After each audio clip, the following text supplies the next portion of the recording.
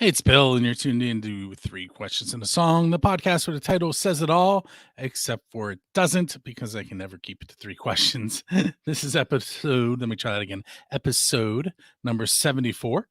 With me tonight is Jeremy from Five of Cups. There he is. What's up, Jeremy? Hey, how are you doing? I'm doing well. Awesome. So Jeremy and I go back, let's see if I can do this, probably about 19 years ish. Yeah, that sounds right. Right. It's got to be. He was student teaching while I was subbing, and we kept running into each other.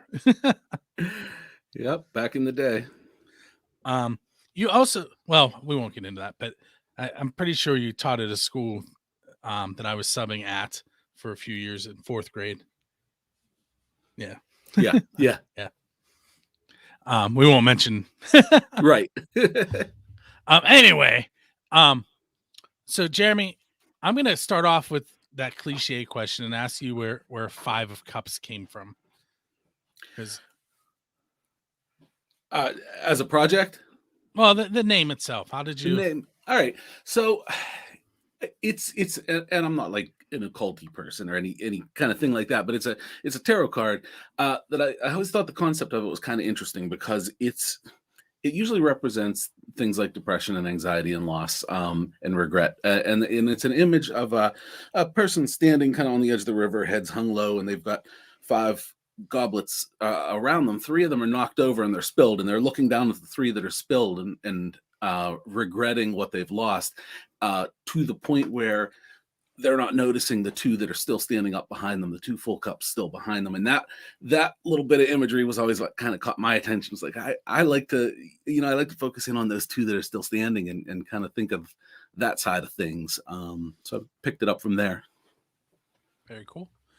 I try to stay away from the cliche questions and word them differently. Yeah. So I mentioned that I did prepare a few questions, which is not really like me. And of course, I don't have it pulled up in front of me right now. Give me 1 second. There it goes. No problem. All right. So when I listen to the song that we're going to feature tonight, I definitely hear some 90s grunge in there. And I actually thought of a couple bands in the Pittsburgh area that would fit with what you're doing. Neostem, Crash Army were the first two that popped into my head, in case anyone wants to check them out. Cool. But who do you consider to be your biggest influences? They're kind of all over the place. I obviously, like you said, I came up in the 90s, learned to play guitar in the 90s and write songs. And so I've always really been into Nirvana and Alice in Chains, Stone Temple Pilots, Foo Fighters, any Chris Cornell project, all of his 50 different bands blow my mind, Pearl Jam, all of that. But at the same time, I always like to try to mix that in with influences from all of the classic rock acts that I've always loved, Jethro Tull and Hendrix and Black Sabbath and the Grateful Dead, my favorite thing in the world, the Grateful Dead. And you very rarely hear any of that leak through into my own music, I think, but the kind of influence is always somewhere there in the background.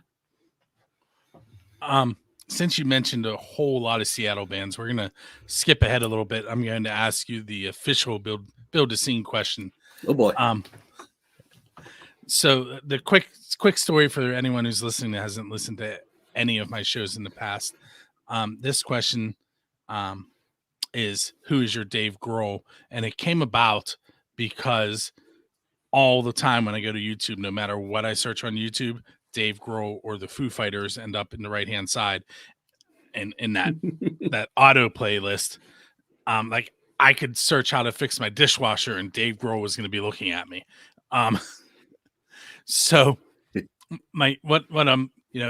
you see videos of Dave and the Foo Fighters on everywhere where Right. They're interacting with fans and bringing people up on stage or having a drum off with Nandy, the 11-year-old drummer. And so my question is, what band would you want to go up on stage with and perform one of their originals? Oh boy.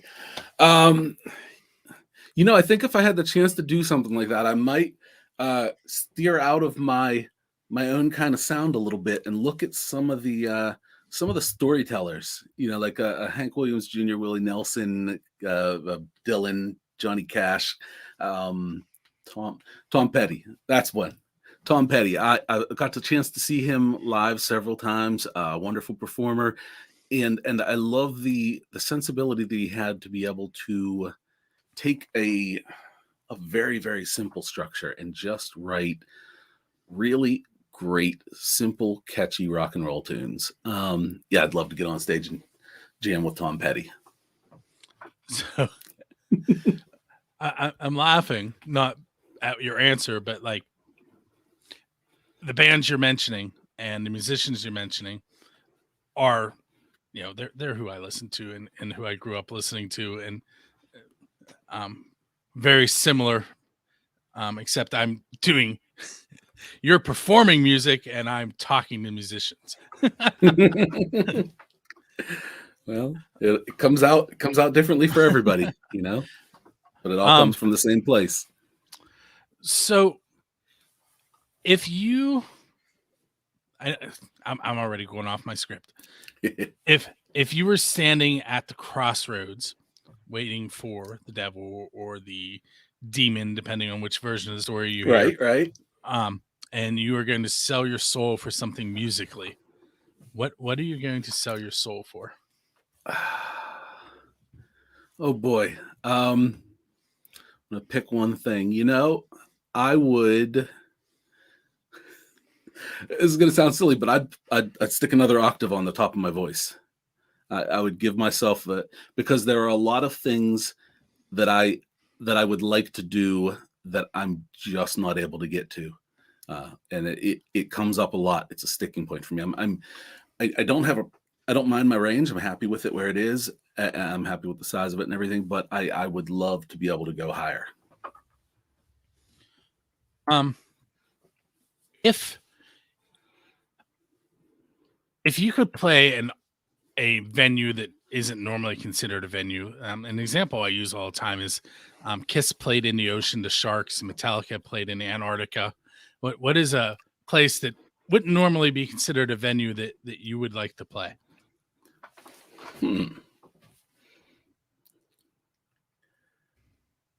I would like to play right in the middle of a national park in maybe Petrified Forest in Arizona. Was there a couple of years ago. They have a sort of, we were at the Grand Canyon as well, and then we went there, and they have sort of a smaller canyon you can walk down in, hike around in, play in there for anybody that happened to be visiting the park that day and strolling by. They could stop and listen to a few songs. The first thing I thought of when you mentioned that, I was at we went to New York City and we were at Grand Central. We were at why am I blanking on the name of the Central Park? Central Park. Thank you. We were in Central Park and we walked past the band that was performing in the park, and then there was a kind of like a tunnel area, and there was someone getting married right there, and then there was someone under the tunnel singing, no microphones, no nothing, but the acoustics were like amazing. Oh yeah, it was so cool. That's awesome. So moving on, in case you haven't noticed, there's like no segues. We just go with the I love it.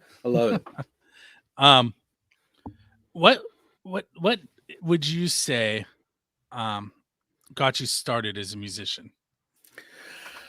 When I was about 14 years old, I got my hands on a Yamaha, so a parlor size guitar, acoustic guitar that I still have now. I still play it every day. I keep it here in my office at home, and it's just a super fun guitar to play.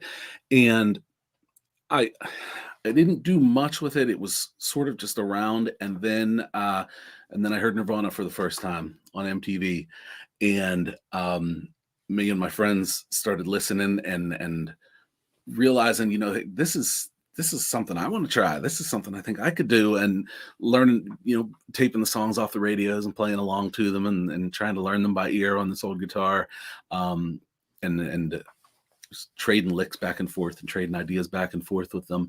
And it built and grew from there. I mean, I've sung for as long as I could talk. I've always loved music and everything about it. But the thing that got me really into making my own music, probably was hearing "Smells Like Teen Spirit" on MTV for the first time.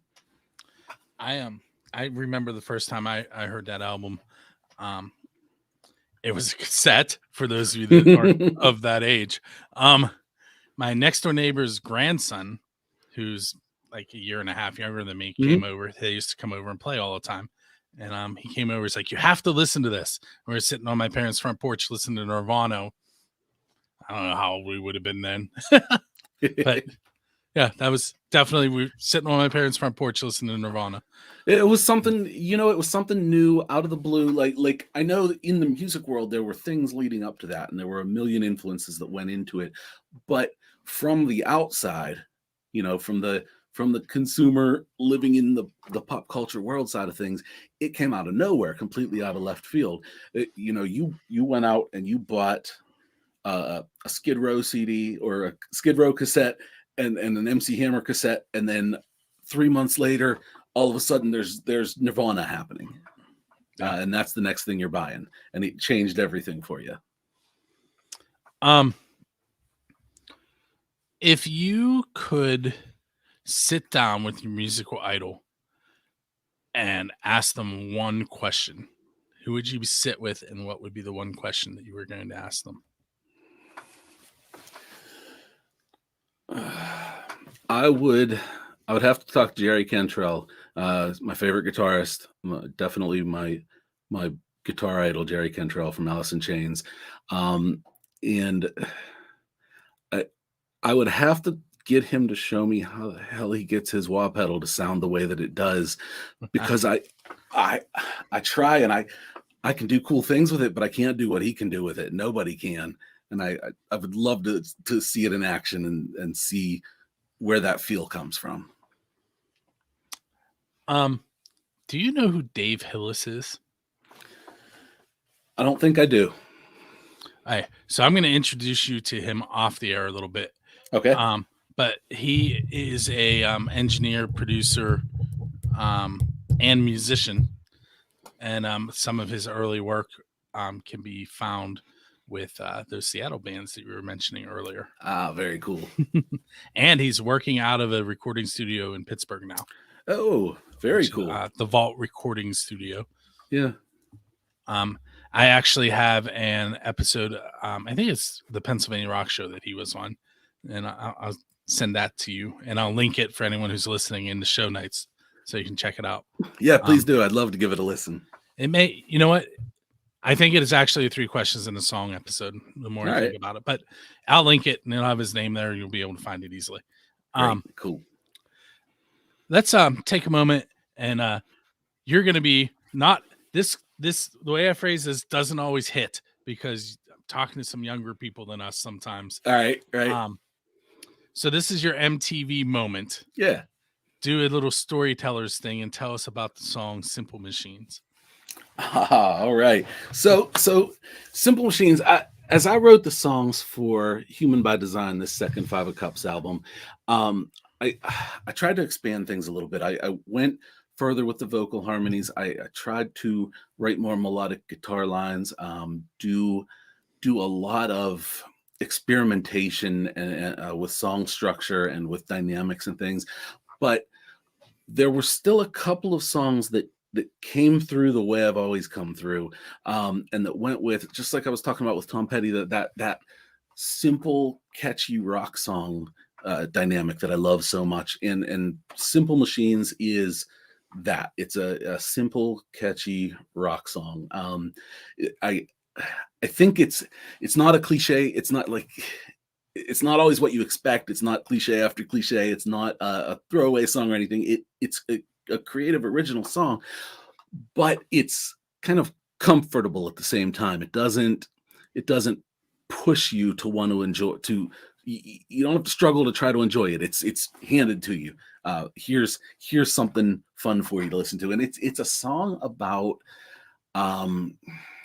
we run into so much with with judgmental attitudes, people being judgmental, live the way I live, talk the way I talk, do this and do that, and believe what I believe, and dress how I dress, and think the way that I want you to think. And it's a song that's just about learning how to not care about that at all. It's a song about learning how to let that just be noise in the background, just be yourself, not be impacted by uh, all that judgment that goes on around you. Cool. Hey, so we're gonna take a moment and listen to Simple Machines by Five Cups. And we'll be right back with some more questions for Jeremy. For those of you that are tuned in for the first time, during the live interview, you don't get to hear the music. You're going to have to wait until tomorrow, as long as I get it edited tonight. You go to buildascene.com, hover over podcast, then click on episodes under 3 questions and a song, and it'll be right there for you. Or it'll be right on the homepage. But it'll be there until the next episode, and then it'll be bumped. But you can find all of the shows that run through Build a Scene, which are the Pennsylvania Rock Show, 3 Questions and a Song, and Friendly Fire, by going to buildascene.com. You can also find us on firstangelmedia.com. Anyone who's not familiar with First Angel Media, it's music reviews, gig reviews, photography. There's some more. I almost gave something away. There's some more things coming up that will be running through First Angel Media. You can get music videos made from our creators. There's a lot of cool stuff. You should check it out, firstangelmedia.com. And we're going to now come back in as if we listen to Simple Machines and continue with the interview with Jeremy. All right. It's my little commercial within. Very cool. All right, so that was Simple Machines by Five of Cups. With me tonight is Jeremy. Jeremy, how do you say your last name? I think I know, but I don't want to mess it up. It's Gabarine. When I taught, I would always tell the kids, it almost rhymes with tambourine. Just say tambourine and change the beginning of it. Man, you remember like 5 minutes ago when I was saying they were like parallel? Yep. So I tell my kindergartners that you say piano and damiano. There you go.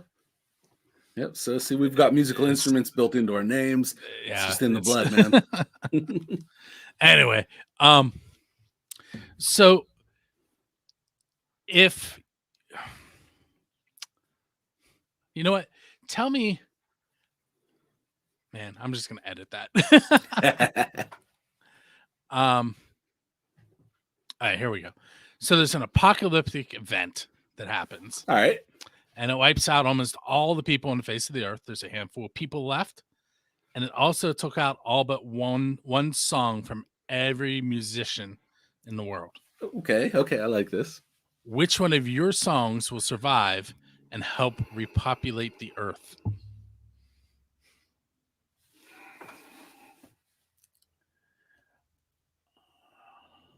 I'm going to go on a little bit of a stretch here.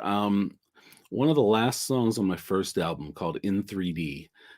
It's a real slow chugging kind of heavy hitter of a song.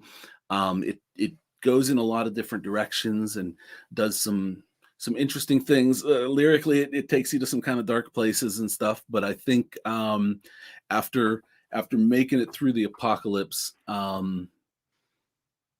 you do well to listen to that song as you're getting pumped up to get things going again and keep slogging through. Yeah. 3D, in 3D. You're walking down the street and you come across the DeLorean with its door open and a flux capacitor in it. Right on. All right. Normally I don't add this part, but first you have to come knock on my door so I can go with you. There we go. Where are you going in time, and what band are you going to hang out with?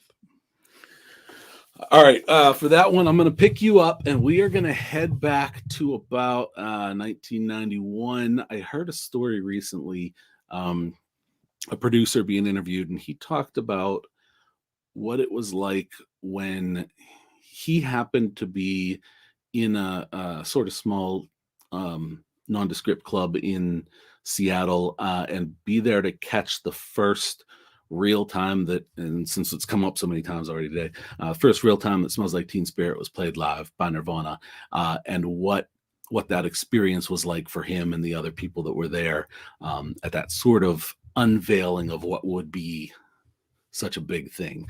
So I think me and you will take a ride back in the DeLorean and check that show out. I think that would be awesome. All right. That DeLorean comes up a lot. I'll ask questions in the other shows and they'll be like, do they have to be alive? And I was like, we have a DeLorean. Yeah, right. There's no rules anymore.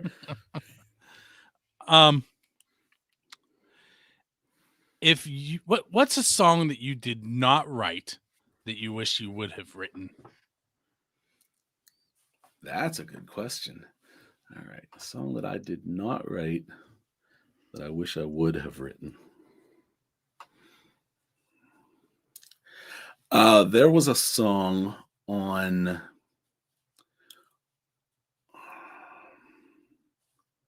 was that? There was a song called Beautiful People, a real slow kind of acoustic ballad song on Rusted Roots' first big album, When I Woke.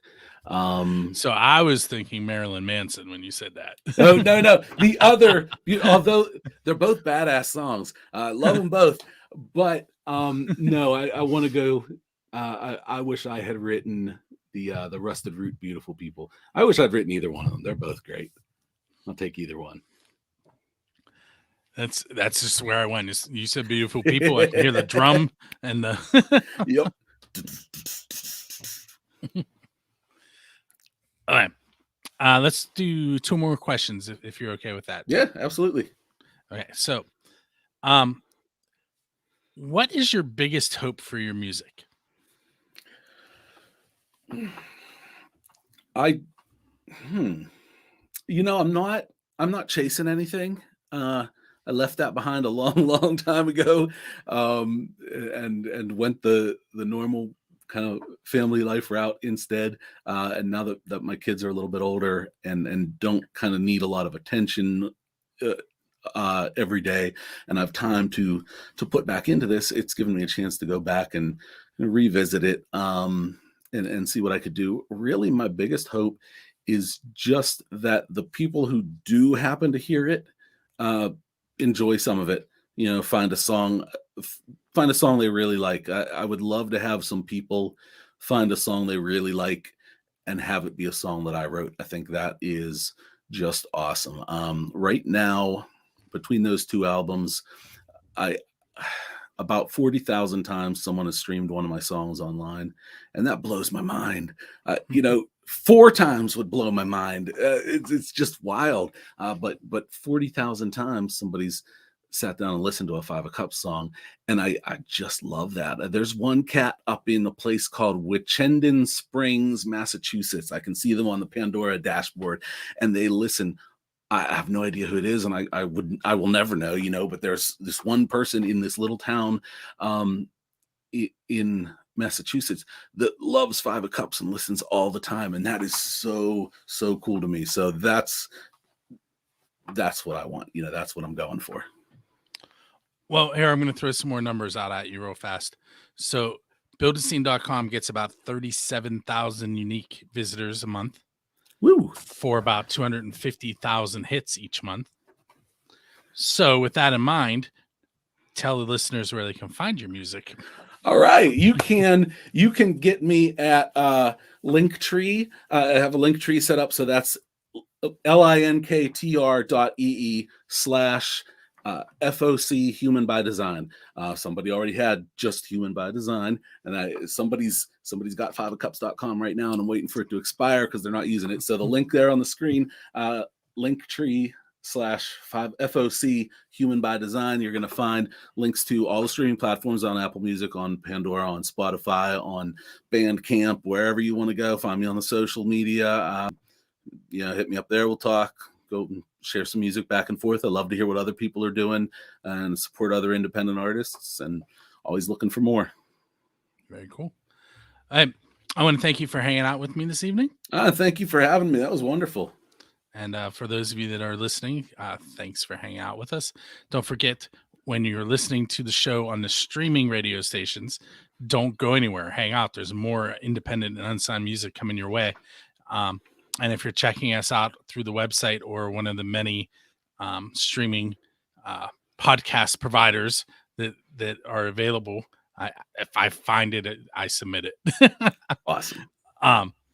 Go check us out at buildascene.com and check out 5 of Cups with that link tr.ee linktree/FOC Human by Design. This has been episode number 74 of 3 Questions and a Song. And I will catch you on the first. Oh, I almost messed up. What is your question for Corpse God? Oh, okay. So for Corpse God, I've never found myself catching up on much death metal. It's just not bad. It's just not a genre that I've ever found myself kind of smashed together with. So I got to listen to a little bit. I'm like, this is pretty cool. I'm missing out on some stuff here. And so it got me thinking about crossing genres and listening to stuff you don't normally do and talking to folks you don't normally talk to and things. And I thought, okay, so what I want to ask them is, if you could invite a musician over for dinner, someone from a completely different genre, somebody you would normally, not have any association with at all, who would that be? I love that question. I may steal that for the show. Awesome. All right. All right. So now this has been episode number 74, 3 Questions and a Song. We will catch you on the first when Corpse God will answer that question.